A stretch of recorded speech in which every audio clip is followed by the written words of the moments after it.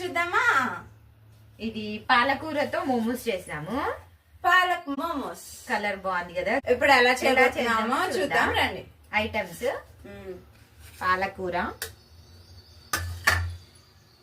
Cheese, paneer తురుము, spring onions, carrot, పచ్చిమిర్చి, chilli flakes, pepper powder, salt.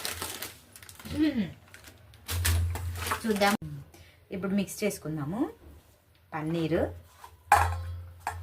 Cheese, carrot, పచ్చిమిర్చి, spring onions, pepper, chilli flakes, కారంకి తగ్గేసుకోండి, salt. ఇదంతా ఇలా మిక్స్ చేసుకోవాలి. వాటర్ ఇలా వేడి చేసుకోవాలి. చేసుకొని పాలకూర ఇలా డిప్ చేసుకొని ఒక 2 minutes అలా ఉంచేసుకొని తీసేసుకోవాలి. ఇలా స్టఫ్ చేసుకొని దీంట్లో ఇది ఇలా వేసుకోవడం అంతే.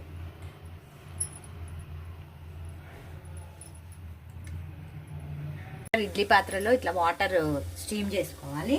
ఒకటి ఒక 10 minutes అలా స్టీమ్ అవ్వనియాలి. మూత పెట్టి. ఇదిగోండి అయిపోయినాయి పాలకూర మోమోస్. స్టీమ్ చేసి తీసాం కదా, ఇలా డెకరేట్ చేసినాం. మైనీస్తో కానీ టమాటో సాస్, చట్నీస్ ఏవైనా వాటితో కూడా టేస్ట్ చేయొచ్చు. ఇప్పుడు మౌలిక ఇది కూడా హెల్దీ ఫుడ్ ఎవరైనా వెయిట్ లాస్ అవ్వడానికి కూడా ఇది యూజ్ అవుతుంది. ఇలాంటివి చేసి తింటే వెయిట్ లాస్ అవుతారు. అలాగే పిల్లలకి కూడా పెట్టచ్చు హెల్దీ ఫుడ్. ఇప్పుడు ఎలా ఉందో టేస్ట్ చూద్దాం. సూపర్ ఉంది టేస్ట్. బాగుందిగా, వస్తుంది.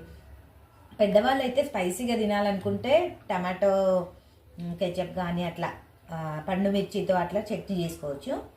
ఇది చిన్నపిల్లలు అయితే మైనీస్, టమాటో సాస్ ఏదైనా పెట్టుకొని తినొచ్చు. నిజంగా బాగుంది, సూపర్ టేస్ట్ వచ్చింది. ట్రై చేసినాం.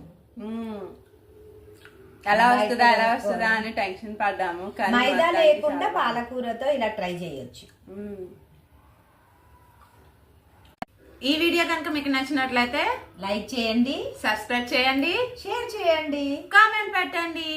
Bye bye.